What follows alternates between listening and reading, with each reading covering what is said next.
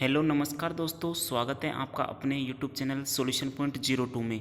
देखिए दोस्तों, आज हम स्टैटिक जीके की एक वीडियो लेकर आए हैं। इसमें एसएससी द्वारा पूछे गए 2022, 23 और 24 में जितने भी एसएससी के एग्जाम हुए हैं उनका विश्लेषण करके हम आपको यहाँ पर मोस्ट इंपॉर्टेंट स्टैटिक जीके लेके आए हैं। तो दोस्तों बार बार पूछती है, हम इनको आपको लगभग 1 घंटे के करीब वीडियो होगी, तो आप वीडियो को एंड तक देखिएगा, आपको बहुत बेनिफिट मिलने वाला है। यहीं से सवाल छपेंगे और पीडीएफ प्राप्त करने के लिए आप टेलीग्राम ग्रुप को ज्वाइन कीजिए। प्लीज़ वीडियो को अंत तक देखिएगा, आपके सवाल पक्का आएगा। तो दोस्तों पहला टॉपिक है, टॉपिक वाइज कराएंगे, इसमें हम आपको कई टॉपिक लेके आए, तो प्लीज़ वीडियो को एंड तक ज़रूर देखिएगा। ठीक है, देखिए पहला टॉपिक है भारत में नववर्ष के सभी 20 त्यौहार, ठीक है, और उत्सव। देखिए दोस्तों, पहला उत्सव है उगादि। उगादि उत्सव कहाँ का है दोस्तों? उगादि उत्सव तेलुगु नववर्ष है। क्या है? तेलुगु नववर्ष। इसे संवत्सरादि के रूप में भी जाना जाता है। इसे किस रूप में जाना जाता है? संवत्सरादि के रूप में जाना जाता है।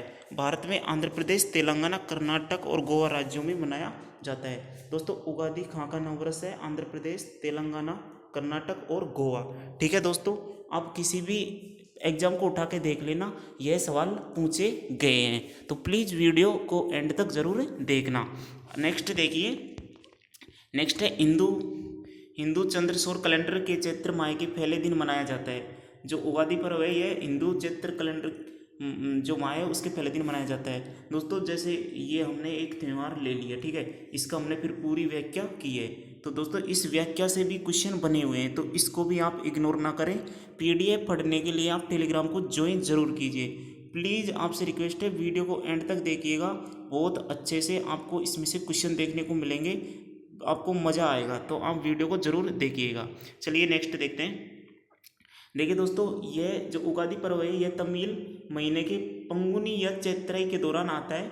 उगादि दिवस मार्च विशुद्ध के बाद पहली अमावस्या को मनाया जाता है। ठीक है, चलिए नेक्स्ट उत्सव की ओर। नेक्स्ट उत्सव है गुड़ी पड़वा। ठीक है, यह मराठी नववर्ष महाराष्ट्र में है। कहाँ का उत्सव है? नववर्ष महाराष्ट्र का। ठीक है, और दोस्तों चैत्र मास की शुक्ल प्रतिपदा को गुड़ी पड़वा पाड़ना या वर्ष प्रतिपदा मनाया जाता है। ठीक है, इस दिन हिंदू नववर्ष का जो ये भी है, ठीक है, इस दिन हिंदू नववर्ष का जो ये भी है, गुड़ी का अर्थ होता है विजय पताका। जो गुड़ी है इसका अर्थ होता है विजय पताका। ठीक है, तो गुड़ी कहाँ का है? महाराष्ट्र का। चलिए नेक्स्ट की ओर देखिए दोस्तों, नेक्स्ट क्या है? बैसाखी। बैसाखी कहाँ का है दोस्तों? बैसाखी पंजाब का न्यू ईयर है, सिखों का नववर्ष है। ठीक है, पंजाब और देखिए दोस्तों ये इंपॉर्टेंट पॉइंट है, इनको आप जरूर रीड करिएगा। ठीक है, पंजाब और हरियाणा उत्तर भारत में बैसाखी का पर्व मनाया जाता है। दोस्तों मेरे दिल्ली पुलिस में यह एग्जाम, मेरे दिल्ली पुलिस के पेपर में पूछा गया था मेरे से। ठीक है, चलिए नेक्स्ट देखिए। इस दिन गेहूँ, तिलहन, गन्ने और आदि की फसल की कटाई शुरू होती है। इस दिन किसकी फसल कटाई शुरू होती है? गेहूँ, तिलहन, गन्ने आदि की फसल की कटाई शुरू होती है। हरिद्वार और ऋषिकेश में बैसाखी पर्व पर मेला लगता है। सॉरी, ये मिस्टेक हो गई, मेला लगता है। बैसाखी के दिन सूर्य वेश राशि में संक्रमण करता है। ठीक है, इसी पर्व को नेस या विषुवत संक्रांति भी कहा जाता है। दोस्तों जो ये पॉइंट है ये बहुत ही इंपॉर्टेंट है, इनको आप जरूर रीड करिएगा और बुक में नोट करिएगा। देखिए दोस्तों, प्रत्येक वर्ष 13 या 14 अप्रैल को क्या मनाया जाता है? बैसाखी पर्व मनाया जाता है। कहाँ पे मनाया जाता है? पंजाब का नववर्ष है। ठीक है, इससे पहले हमने क्या बताया था आपको? उगादि बताया था। ठीक है, वो कहाँ का है वो आप कमेंट बॉक्स में जरूर लिखिएगा। ठीक है, नेक्स्ट देखिए, खालसा। खालसा कैलेंडर का निर्माण 1 वैसाखी 1756 विक्रम यानी 30 मार्च 1699 के दिन शुरू होता है। खालसा पंथ की स्थापना गुरु गोविंद सिंह ने 1699 को वैसाखी वाले दिन आनंदपुर साहिब में की थी। ठीक है दोस्तों, इसको भी आप मोस्ट लगा लीजिएगा। नेक्स्ट की ओर चलते हैं। नेक्स्ट है, देखिए दोस्तों, नेक्स्ट है तमिल नववर्ष है। क्या है? पुंथाड़ी। क्या है? पुंथाड़ी, पुंथाड़ू, पुंथुड़ू। क्या है? पुंथुड़ू। तमिल नव ईयर है, 14 अप्रैल को मनाया जाता है, यानी पुदुरुसम भी कहा जाता है। तमित महीने चिदिराई के पहले दिन के रूप में इस दिन को तमित लोग पुटट्टू कहते हैं। ठीक है, चलिए नेक्स्ट की ओर चलते हैं। नेक्स्ट देखिए दोस्तों, बिगोल बीहू। ये कहाँ का है दोस्तों? असम का। कहाँ का है? असम का। इसे रंगोली बिहू या हथबिहू भी कहते हैं। 14 अप्रैल को ही यह मनाया जाता है। रंगोली बिहू के दौरान 7 शिखर चरण होते हैं: सोत, राती, गौर, नन्हू, कुटुम्ब, मेला और सेरा। नोट, कंगाली या कटी बिहू अक्टूबर या नवंबर में मनाया जाता है और भोगाली महाबिहू जनवरी में मनाया जाता है। यह आपको मोस्ट ध्यान रखना है। चलिए नेक्स्ट की ओर 6 नंबर देखिए, बंगाली पंचांग के दिन पहला नाबो बारसो, ठीक है। यह त्यौहार कब मनाया जाता है? 14 अप्रैल को बांग्लादेश में और 15 अप्रैल को भारत के पश्चिम बंगाल, त्रिपुरा, झारखंड और असम, बराक पहाड़ी राज्यों में बंगाली लोगों द्वारा यह मनाया जाता है एंड अकबर के कर संग्रह सुधारों की घोषणा से जुड़ा हुआ है, ठीक है। पोहेला बोडसाग का उत्सव मुगल शासन, इसका नाम क्या है? पोहेला बोडसाग। तो इसका उत्सव मुगल शासन के दौरान पुराने ढाका के महिप्टरास समुदाय की परंपराओं से जुड़ा है, ठीक है। दोस्तों नेक्स्ट देखिए क्या है? बेस्टू वर्ष, ठीक है। ये कहाँ का है? गुजरात का न्यू ईयर है बेस्टू वर्ष, इसको ध्यान रखना है, बेस्टू वर्ष, ठीक है। तो गुजराती नववर्ष है। दिवाली के एक दिन बाद कार्तिक माह की प्रतिपदा तिथि को मनाया जाता है। अब दोस्तों दिवाली कब मनाई जाती है? कार्तिक माह की अमावस्या को। कब मनाई जाती है? कार्तिक माह की अमावस्या को, ठीक है। तो ये कब हो जाएगा? कार्तिक माह की प्रतिपदा को, ठीक है। कौन सी प्रतिपदा को? शुक्ल प्रतिपदा को, ठीक है। देखिए बेस्टू वर्ष का संबंध भगवान श्री कृष्ण से है। किससे है दोस्तों? श्री कृष्ण भगवान से इसका संबंध है। ये भी क्वेश्चन पूछे जाते हैं कि इसका संबंध किस भगवान से है। चलिए नेक्स्ट की ओर देखिए दोस्तों, नेक्स्ट है विशु, मलयालम न्यू ईयर। विशु कहाँ का है? मलयालम न्यू ईयर है, ठीक है। यह केरल वासियों के लिए नववर्ष का दिन है। मलयालम का क्षेत्र कौन सी भाषा आता है? मलयालम कहाँ की भाषा है? केरल साइड की भाषा होती है, ठीक है। चलिए दोस्तों नेक्स्ट देखिए, नेक्स्ट में क्या लिख रखा है कि यह मलयालम महीने के मेष की पहली तिथि 14 और 15 अप्रैल को मनाया जाता है। विशुक्णी इस झांकी दर्शन को कहते हैं जिसके दर्शन विशु के दिन प्रातः सर्वप्रथम किया जाता है। विशु के दिन भगवान विष्णु और उनके अवतार भगवान श्री कृष्ण की पूजा की जाती है क्योंकि भगवान विष्णु के समय देवताओं का माना जाता है। इसी दिन भगवान विष्णु ने राक्षस नरकासुर का वध किया था और इसी वजह से कृष्ण की मूर्तियों को विशुकानी में रखा जाता है। चलिए नेक्स्ट देखिए, हिजरी इस्लामिक न्यू ईयर, ठीक है। मुहर्रम के महीने के पहले दिन से शुरू होता है। कब होता है? मुहर्रम के महीने के पहले दिन से शुरू होता है। 19 अप्रैल 622 ईस्वी के जूलियन कैलेंडर की तिथि के बराबर अंतिम माह का नाम है दहू अल हजा है, ठीक है। देखिए दोस्तों ये इंपॉर्टेंट पॉइंट है, इनको आप जरूर रीड कीजिएगा। पीडीएफ के लिए टेलीग्राम ज्वाइन जरूर कीजिएगा, ठीक है। और हो सके तो वीडियो को एंड तक देखना दोस्तों, आपको यहाँ से देखने को जरूर मिलेगा, फिर आपको बहुत मज़ा आएगा। देखिए इसकी गिनती इस्लामिक नववर्ष के शुरू में होती है जिसके मोहम्मद और उनके अनुयायी 622 मक्का में यात्री भी चले गए थे। इस्लामी चंद्र कैलेंडर के एक वर्ष में 12 चंद्र महीने होते हैं और वर्ष में केवल 354 या 355 दिन होते हैं, ठीक है। मोहम्मद और अम्मार इबन यासिर के जन्म के पर्व को हाथी का पर्व के रूप में मनाया जाता है।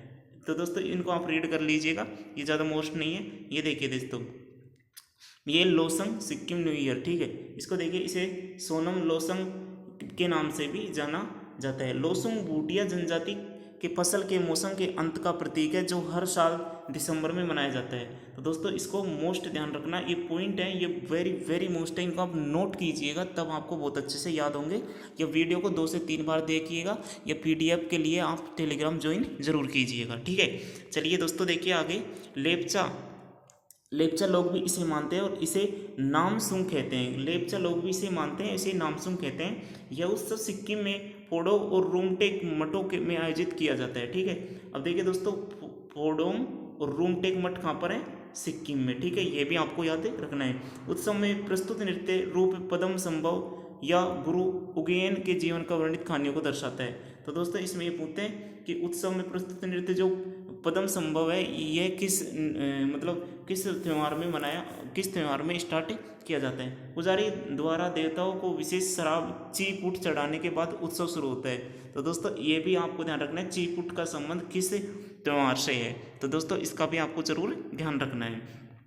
नेक्स्ट देखिए दोस्तों, 11 नंबर, नवरेह त्यौहार कहाँ का है? Kashmiri new year. नवरेह कहाँ का है? कश्मीरी न्यू ईयर, ठीक है। कश्मीरी हिंदुओं द्वारा कश्मीरी नववर्ष के पहले दिन का जश्न है, ठीक है। कश्मीरी पंडित नवरेह त्यौहार को अपनी देवी सारिका को समर्पित करते हैं और त्यौहार के दौरान, तो दोस्तों किसको समर्पित करते हैं? देवी सारिका को। और त्यौहार के दौरान उन्हें श्रद्धांजलि देते हैं। क्या देते हैं? श्रद्धांजलि देते हैं। कश्मीरी हिंदू कैलेंडर के चैत्र मार्च अप्रैल महीने में के शुक्ल पक्ष के पहले दिन होता है। जो कश्मीरी हिंदू कैलेंडर के चैत्र महीने के शुक्ल पक्ष की प्रतिपदा के दिन यह त्यौहार मनाया जाता है। देखिए दोस्तों आगे पाना संक्रांति। पाना संक्रांति कहाँ का है दोस्तों? ओडिशा का। कहाँ का है? ओडिशा का। पारंपरिक सौर माह मेषा के पहले दिन यह ग्रेगोरियन कैलेंडर के अनुसार हर साल 13 या 14 अप्रैल को मनाया जाता है। कब मनाया जाता है? 13 या 14 अप्रैल को। ठीक है। देखिए अब नेक्स्ट देखिए महाविषुव संक्रांति भी कहा जाता है। इसे क्या कहा जाता है? महाविषुव संक्रांति भी कहा जाता है। उड़िया हिंदू परंपरा में पना संक्रांति को हिंदू देवता हनुमान जी का जन्मदिन माना जाता है। नए साल पर शिव और सूर्य देवता के साथ उनके मंदिरों की पूजा की जाती है। ठीक है। इस अवसर को मनाने के लिए राज्य भर में के लोग उत्सवी छठुआ खाते हैं और बेला पना पीते हैं। ठीक है। अब देखिए दोस्तों बेला पना बेला छेना कसा हुआ नारियल और फल अदरक और काली मिर्च जैसे मसालों और चीनी या गुड़ के साथ तैयार किया जाता है। जो बेला पाना या बेला छेना जो कसा हुआ होता है, कसा हुआ नारियल और फल अदरक और काली मिर्च जैसे मसालों और चीनी या गुड़ के साथ तैयार किया जाता है। घंटापाड़ा ओडिशा के पारंपरिक पुरुष लोक कलाकार जो पाना संक्रांति के दौरान झामा नाता कला का प्रदर्शन करते हैं। ठीक है दोस्तों, ये मोस्ट पॉइंट है, आप इनको ध्यान रखना। देखिए पाना संक्रांति के दौरान मनाया जाने वाला महत्वपूर्ण अनुष्ठान वसुंधरा ठेकी है। ठीक है। तो दोस्तों ये पॉइंट भी आपको रीड कर लेने हैं। ठीक है। चलिए दोस्तों 13वें नंबर पे चलते हैं। नौरोज ईरानी नववर्ष का नाम है जिसे फारसी नया साल भी कहा जाता है। ये विषु के दिन यानी 20 मार्च 21 मार्च को मनाया जाता है जब दिन दिन और रात बराबर होते हैं। ठीक है दोस्तों, ये आपको रीड जरूर करना है। ठीक है। देखिए नेक्स्ट है लोसर। लोसर है तिब्बत न्यू ईयर अरुणाचल प्रदेश। ठीक है। कब का है दोस्तों? लोसर है अरुणाचल प्रदेश का नया साल। ठीक है। अरुणाचल प्रदेश में मोनपा जनजाति नए साल का स्वागत करने के लिए लोसर मनाती है। और दोस्तों क्वेश्चन कैसे बन सकता है कि मोनपा जनजाति द्वारा कौन सा उत्सव मनाया जाता है, लोसर उत्सव को कौन सी जनजाति मनाती है, कहाँ की मनाती है, कैसे भी क्वेश्चन पूछ सकता है। तो आपको एक पॉइंटों को अच्छे से याद कर लीजिएगा। चलिए नेक्स्ट पॉइंट की ओर चलते हैं। नेक्स्ट पॉइंट क्या है? जिससे यह तवांग और पश्चिम केमांग जिले में सबसे महत्वपूर्ण त्योहारों में से एक बन जाता है जहां मोनपा जनजाति प्रमुख है। तो दोस्तों ये आपको मोस्ट रखना है, ये पूछा भी गया हुआ है मोनपा जनजाति के बारे में। देखिए 15 नंबर सांकेन त्योहार अरुणाचल प्रदेश और असम के कुछ हिस्सों में थेरवाद बौद्ध समुदाय द्वारा 14 से 16 अप्रैल तक पारंपरिक नए साल के दिन के रूप में मनाया जाता है। सांकेन कहाँ पर है? अरुणाचल प्रदेश के। ठीक है। सांकेन त्योहार अरुणाचल प्रदेश के खामती, सिंगपो, खामयांग, तांगसा जनजातियों और असम के ताई फाके, ताई एटन, ताई तुरंग समुदाय द्वारा मनाया जाता है। आपको ये जनजाति भी याद रखना है। सांकेन नुआन हाँ महीने में पड़ता है जो ताई चंद्र सौर कैलेंडर के वर्ष का 5वां महीना है। ठीक है दोस्तों, नेक्स्ट चलते हैं 16 नंबर। 16 नंबर आपको ध्यान रखना है। ठीक है। नेक्स्ट देख ले बासाओ फेस्टिवल। ठीक है। ये कहाँ का है? हिमाचल प्रदेश का। ठीक है। 17 नंबर है सरूल झारखंड राज्य में आदिवासी समुदाय द्वारा स्थानीय सरना धर्म के हिस्से के रूप में मनाया जाता है। सरूल कहाँ का है दोस्तों? झारखंड का। ठीक है। कहाँ का है? झारखंड का। अब दोस्तों इसके मोस्ट पॉइंट देखिए। मोस्ट पॉइंट क्या है? नए साल के त्यौहार के रूप में मनाया जाता है। यह त्यौहार शुक्ल पक्ष के चैत्र माह के तीसरे दिन से लेकर 3 दिनों तक चलता है। ठीक है। यह पर्व मुख्य रूप से मुंडा, भूमिज और हो जनजाति आदिवासियों द्वारा मनाई जाती है। तो हो कहाँ की जन आदिवासी ट्राइब वो है दोस्तों? ये झारखंड की। यह भी पूछा जाता है। देखिए नेक्स्ट देखिए भूमिज इस पर्व को हादी बोंगा या सांतल इसे बाहा बोंगा के नाम से मनाते हैं। सरूल का शाब्दिक अर्थ है साल वृक्ष की पूजा। ठीक है दोस्तों, साल वृक्ष की पूजा। यह क्वेश्चन भी आपको ध्यान जरूर रखना है। सरूल त्यौहार धरती माता को समर्पित है। इस त्यौहार के दौरान प्रकृति की पूजा की जाती है। दोस्तों यह पॉइंट भी आपको वेरी वेरी मोस्ट लग रहा है, इसे भी आप अच्छे से ध्यान रखिएगा। अब देखिए दोस्तों 18 नंबर। देखिए दोस्तों 18 नंबर क्या है? 18 नंबर है गलदान नामचोट लद्दाख में नए साल के जश्न की शुरुआत का भी प्रतीक है। ठीक है। गलदान नामचोट कहाँ पर मनाया जाता है? लद्दाख के अंदर है। यह तिब्बती बौद्ध धर्म के प्रसिद्ध शिक्षक जे त्योंग खापा के जन्म के साथ साथ परिनिर्वाण और बुद्धत्व का जश्न मनाने के लिए जिनकी गतिविधियों के कारण तिब्बती बौद्ध धर्म के गेलुन स्कूल का गठन हुआ है। दोस्तों यह पॉइंट भी आपको अच्छे से ध्यान रखना है क्योंकि लद्दाख के बार बार पूछे जाते हैं। ठीक है दोस्तों, नेक्स्ट देखिए दोस्तों 19 नंबर। 19 नंबर क्या है दोस्तों? साजीबू नोंगम पानबा मेतेई चेराइओबा या साजीबू चेराइओबा, ये कहाँ का है दोस्तों? ये 3 नाम है दोस्तों इसके। तो ये कहाँ का है? मणिपुर का। ठीक है दोस्तों, मणिपुर के भी काफ़ी बार पूछे जाते हैं, तो ये आपको जरूर ध्यान रखना है। यह साजीबू वर्ष का पहला महीना जो आमतौर पर मेतेई चंद्र कैलेंडर के अनुसार अप्रैल महीने में मनाया जाता है। ठीक है, देखिए 20 नंबर है भिखोती या विषुवत संक्रांति उत्तराखंड का पारंपरिक त्यौहार है जो बैसाखी महीने के पहले दिन मनाया जाता है। ठीक है दोस्तों, नेक्स्ट देखिए दोस्तों, नेक्स्ट है 21 नंबर। 21 नंबर क्या है दोस्तों? सेकेरेनी या पुसुनी, यह अंगामी जनजातियों के लिए एक नववर्ष का उत्सव है। क्या है? नववर्ष का उत्सव है। यह 10 दिनों का उत्सव है। यह उत्तर पूर्व भारतीय राज्य नागालैंड में मनाया जाता है। तो दोस्तों ये तो थे वेरी मोस्ट इम्पोर्टेंट 21, 20, 21 क्या थे? नववर्ष सभी राज्यों के।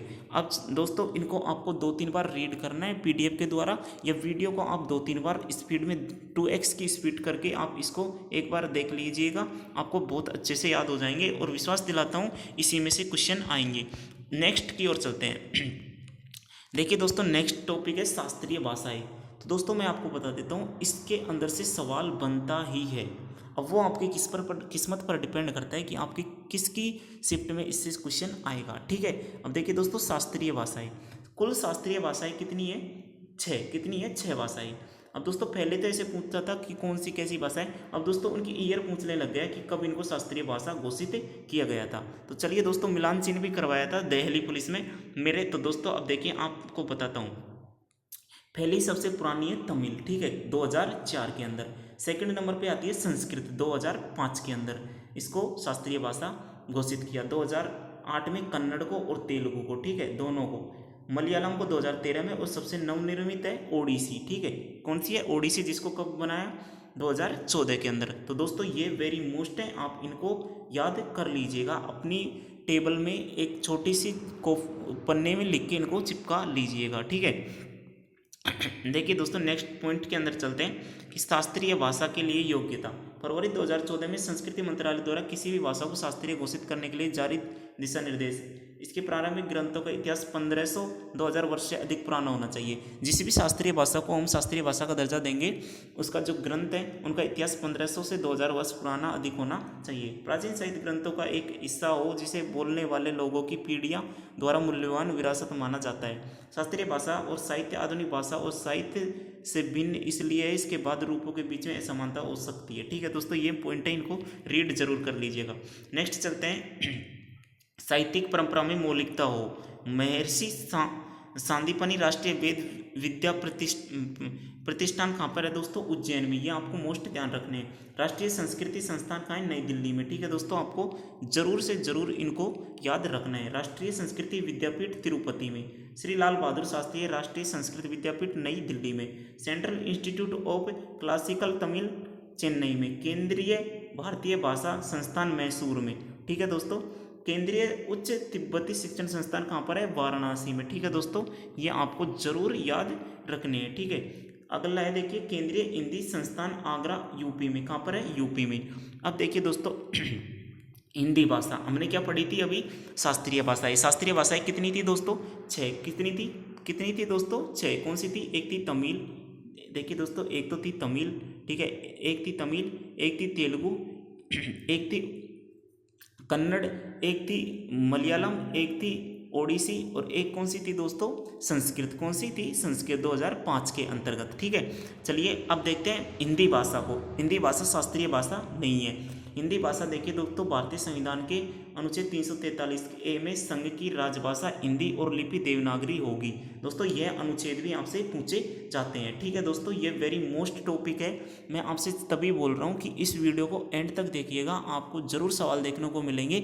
और अगर आपको वीडियो पसंद आए तो लाइक करो या ना करो, जो भी हो, लेकिन वीडियो को जरूर एंड तक देख लीजिएगा, अपने दोस्तों को जरूर शेयर कीजिएगा। ठीक है, नेक्स्ट देखिए दोस्तों 343(2) संविधान लागू होने के 15 वर्ष यानी 26 जनवरी 1950 से 26 जनवरी 1965 तक अंग्रेजी भाषा सरकारी कार्यों में पहले की तरह इस्तेमाल होती रहेगी, यह घोषणा की थी। चलिए नेक्स्ट पॉइंट की ओर। नेक्स्ट पॉइंट क्या है दोस्तों, 14 सितंबर 1949 को संविधान सभा ने देवनागरी लिपि में लिखी हिंदी को अंग्रेजी के साथ राष्ट्र की आधिकारिक भाषा के तौर पर स्वीकार किया था, इसलिए 14 सितंबर को राष्ट्रीय हिंदी दिवस मनाया जाता है। तो दोस्तों राष्ट्रीय हिंदी दिवस कब मनाया जाता है, 14 सितंबर को। और ठीक है दोस्तों, और 10 जनवरी को क्या मनाया जाता है, विश्व हिंदी दिवस। ठीक है, और विश्व हिंदी दिवस सम्मेलन कहाँ पर हुआ था दोस्तों, 10 जनवरी 1975 को भारत के उत्तर प्रदेश के नागपुर में भारत के नागपुर में हुआ था। ठीक है दोस्तों, चलिए नेक्स्ट की ओर देखिए दोस्तों, नेक्स्ट क्या है, भाषा के तौर पर इसको 14 सितंबर को राष्ट्रीय हिंदी दिवस मनाया जाता है। 1963 में राजभाषा कानून पारित किया गया था, जिसने 1965 के बाद अंग्रेजी को राजभाषा के तौर पर इस्तेमाल किया, इस्तेमाल न करने की पाबंदी को खत्म कर दिया। राष्ट्रीय हिंदी दिवस 14 सितंबर को आपको जरूर ध्यान रखना है। जवाहरलाल नेहरू ने हिंदी को राष्ट्रीय भाषा बनाने का सबसे पहले प्रयास किया था। विश्व हिंदी दिवस 10 जनवरी को, मैं अभी आपको बता रहा था वर्ल्ड हिंदी दिवस कब मनाया जाता है, 10 जनवरी को। अब देखिए दोस्तों, मैं आपको विश्व हिंदी सम्मेलन के बारे में बताया था, तो सभी विश्व हिंदी सम्मेलन में यहाँ पर ऐड कर दिए। तो आपको जो रेड कलर के हैं इन पे ज़्यादा फोकस करना है। फर्स्ट देखिए दोस्तों, 12 जनवरी 1975 को नागपुर में हुआ था, इसलिए 10 जनवरी को विश्व हिंदी दिवस मनाया जाता है। 10 जनवरी से 12 जनवरी तक हुआ था, इसलिए 10 जनवरी को विश्व हिंदी दिवस मनाया जाता है। तीसरा नंबर का भी दोस्तों 1983 में नई दिल्ली में हुआ था। बाकी को आप PDF के द्वारा या अभी आप इनको रीड कर लीजिएगा। देखिए दोस्तों, 10 नंबर का भी भोपाल मध्य प्रदेश में 2015 में हुआ था। ठीक है, और फरवरी 2023 में जो नाडी PG के अंदर हुआ है विश्व हिंदी सम्मेलन। और दोस्तों क्रम संख्या कौन सा है, क्रम संख्या इसका दोस्तों 12th यानी 12वें नंबर का हुआ है, PG में हुआ है हिंदी विश्व हिंदी सम्मेलन। ठीक है दोस्तों, यह आपको जरूर ध्यान रखना है कि 12वां विश्व हिंदी सम्मेलन कहाँ पर हुआ है दोस्तों, PG में हुआ है। इसकी थीम क्या थी, traditional knowledge to artificial intelligence. ठीक है, PG दक्षिणी प्रांत महासागर में मेलोसिया का वह द्वीप देश है जहाँ की आधिकारिक भाषा हिंदी है। तो दोस्तों वहाँ की आधिकारिक भाषा क्या है, हिंदी। ठीक है, कहाँ की, PG की। चलिए नेक्स्ट टॉपिक की ओर। अब दोस्तों हमने आपको 2 टॉपिक करा दिए, एक तो सभी राज्यों के सभी प्रमुख राज्यों के नववर्ष, और दूसरा था शास्त्रीय भाषा, और था हिंदी के बारे में। अब चलते हैं दोस्तों बौद्ध संगीतियाँ। दोस्तों इनसे भी बार बार क्वेश्चन बनते हैं और हम इनको भूल जाते हैं। तो 4 जो भी बौद्ध संगति हैं हम उनके बारे में आपको जरूर बताएंगे। प्लीज़ वीडियो को कंटिन्यू रखिएगा। और PDF के लिए मैं आपको फिर से बता देता हूँ, टेलीग्राम ग्रुप ज्वाइन कीजिएगा, लिंक डिस्क्रिप्शन में या कमेंट बॉक्स में पिन किया गया है।